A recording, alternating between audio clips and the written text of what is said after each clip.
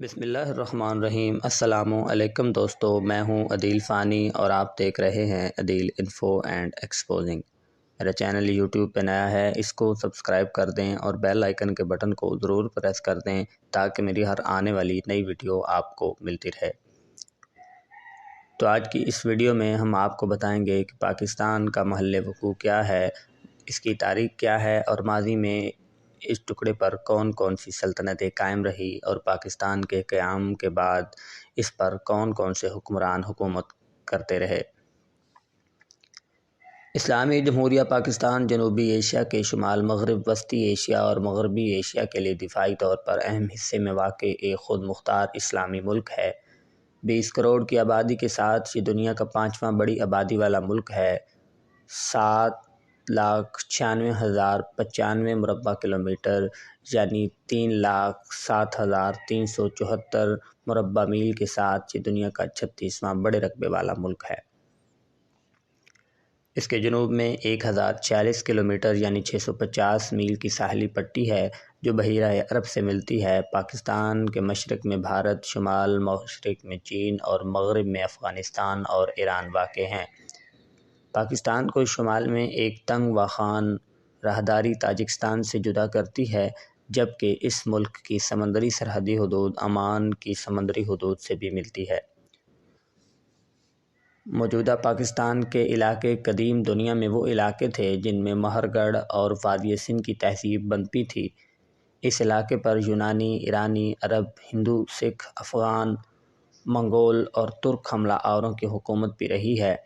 یہ علاقہ مختلف سلطنتوں جیسے موریہ، بخامنشی سلطنت، عربوں کی خلافت، امویہ، مغول سلطنت، مغلیہ سلطنت، درانی سلطنت، سکھ سلطنت اور برطانوی راج کا اہم حصہ رہا ہے۔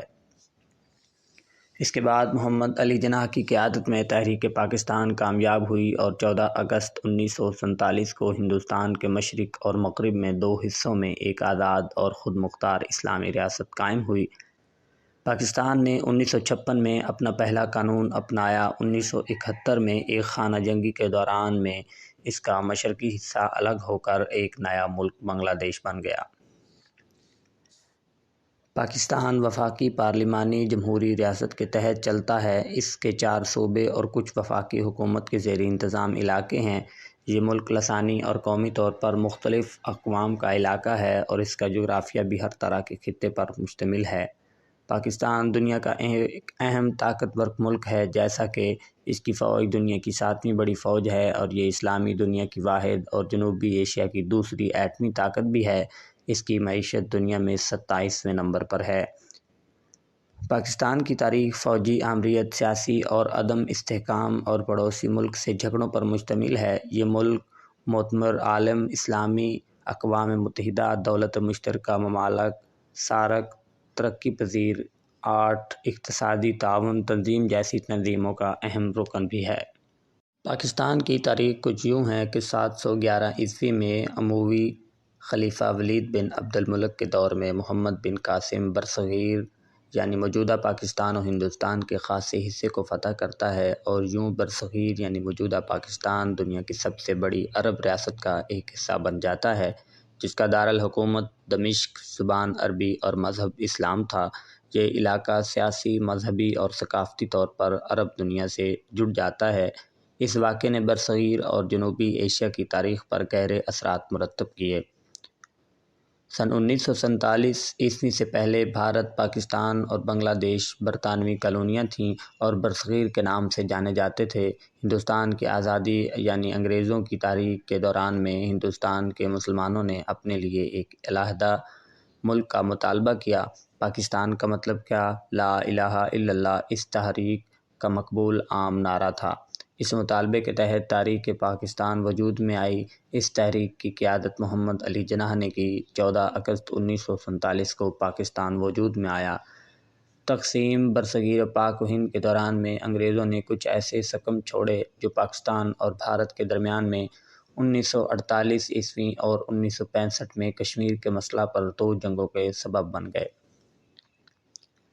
اس کے علاوہ چونکہ پاکستانی پنجاب میں بہنے والے تمام دریا بھارت کے زیر انتظام کشمیر سے ہو کر آتے ہیں، لہذا پاکستان کو 1960 میں انڈیا کے ساتھ سندھ طاس معاہدہ کرنا پڑا، جس کے تحت پاکستان کو مشرقی دریاؤں ستلج، بیاس اور راوی سے دستربار ہونا پڑا، جبکہ دریائے سندھ، چناب اور جہلم پر پاکستان کا حق تسلیم کر لیا گیا۔ 1947 سے لے کر 1948 تک پاکستان کو بڑی مالی مشکلات کا سامنا کرنا پڑا، کیونکہ بھارت نے پاکستان کے حصہ میں آنے والی رقم پاکستان کو ادا نہ کی۔ اس کے علاوہ صنعتی ڈھانچے کے نام پر پاکستان کے حصے میں گنتی کے چند کارخانے آئے، اور مزید برآں کئی اندرونی و بیرونی مشکلات نے بھی پاکستان کو گھیرے میں رکھا۔ 1948 میں جناح صاحب کی اچانک وفات ہو گئی، جس کے بعد حکومت لیاقت علی خان کو سونپی گئی۔ 1951 میں لیاقت علی خان کو شہید کر دیا گیا۔ 1951 سے 1958 تک کئی حکومتیں آئیں اور ختم ہو گئیں۔ 1956 میں پاکستان میں پہلا آئین نافذ ہوا۔ اس کے باوجود سیاسی بحران کا نتیجہ یہ ہوا کہ 1958 میں پاکستان میں مارشل لا لگ گیا۔ پاکستان میں موجود تمام بڑے آبی ڈیم جنرل ایوب کے دور آمریت میں بنائے گئے۔ جنرل ایوب کے دور میں پاکستان میں ترقی تو ہوئی، لیکن مشرقی پاکستان دور ہوتا گیا۔ 1963 میں پاکستان کے دوسرے آئین کا نفاذ ہوا، مگر مشرقی پاکستان کے حالات آہستہ آہستہ بگڑتے گئے۔ ایوب خان عوامی احتجاج کی وجہ سے حکومت سے علیحدہ ہو گئے، لیکن جاتے جاتے انہوں نے حکومت اپنے فوجی پیش رو جنرل یحییٰ خان کے حوالے کر دی۔ 1971 کے عام انتخابات میں مشرقی پاکستان سے عوامی لیگ کی واضح کامیابی کے باوجود فوجی حکمران یحییٰ خان نے اقتدار کی منتقلی کے بجائے مشرقی پاکستان میں فوجی آپریشن کو ترجیح دی۔ کہا جاتا ہے کہ ہندوستان نے اس صورتحال سے فائدہ اٹھاتے ہوئے علیحدگی پسندوں کو بھرپور مالی اور عسکری مدد فراہم کی، جس کے نتیجے میں آخرکار دسمبر 1971 میں سقوط ڈھاکہ ہو گیا اور مشرقی پاکستان ایک علیحدہ ملک بنگلہ دیش کی صورت میں دنیا کے نقشے پر ابھرا۔ 1972 سے لے کر 1977 تک پاکستان میں PPP کی حکومت تھی۔ ذوالفقار علی بھٹو پاکستان کے صدر اور بعد ازاں وزیر اعظم رہے۔ اس دور میں پاکستان کی تمام سیاسی جماعتوں کی رضامندی سے آئین پاکستان مرتب اور نافذ العمل کیا گیا۔ اس دور میں سوشلسٹ اور پین اسلامی عنصر بڑھا۔ اسی دور میں پاکستان میں صنعتوں اور اداروں کو بڑھایا گیا۔ اس کے آخر میں حزب اقتدار اور حزب اختلاف کے درمیان میں کشیدگی بڑھ گئی، اور اس کے نتیجے میں 1977 میں دوبارہ مارشل لا لگ گیا۔ اگلا دور 1977 تا 1988 مارشل لا کا تھا۔ اس دور میں پاکستان کے حکمران جنرل ضیاء الحق تھے۔ افغانستان میں جنگ کی وجہ سے پاکستان کو بہت امداد ملی۔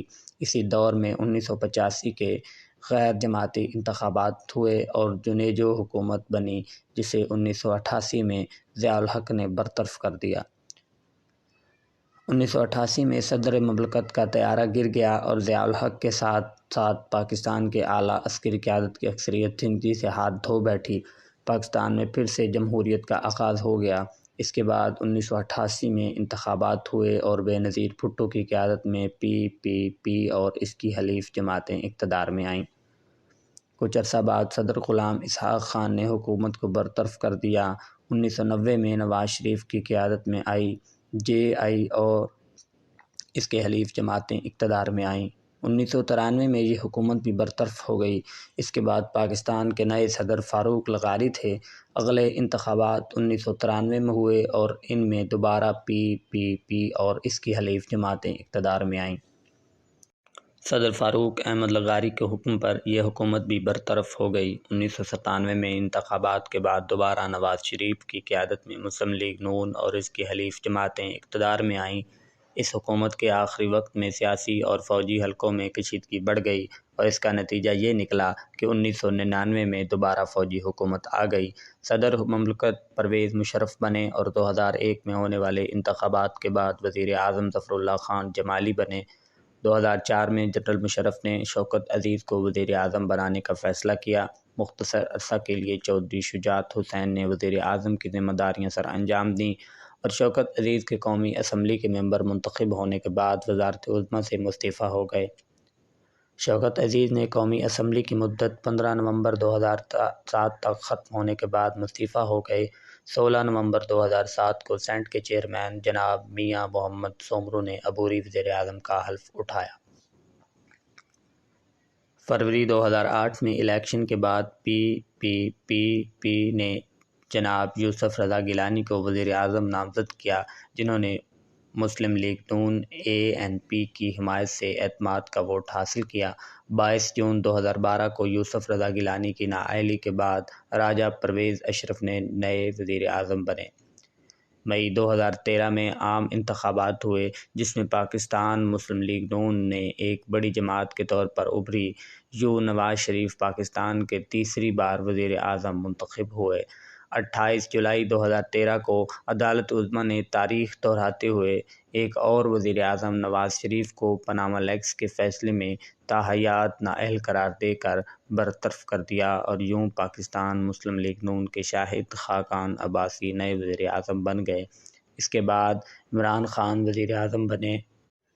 عمران خان کی حکومت میں ملکی حالات خراب ہونے کی وجہ سے اچانک 2022 کو عمران خان کو وزیر اعظم کی کرسی سے ہٹا کر مسلم لیگ نون کے حلیف شہباز شریف یعنی نواز شریف کے بھائی کو وزیر اعظم بنا دیا گیا۔ یہ کہہ کر اجازت چاہوں گا کہ کی محمد سے وفا تو نے تو ہم تیرے ہیں، کی محمد سے وفا تو نے تو ہم تیرے ہیں، یہ جہاں چیز ہے کیا لوح و قلم تیرے ہیں۔ بسم اللہ الرحمن الرحیم۔ السلام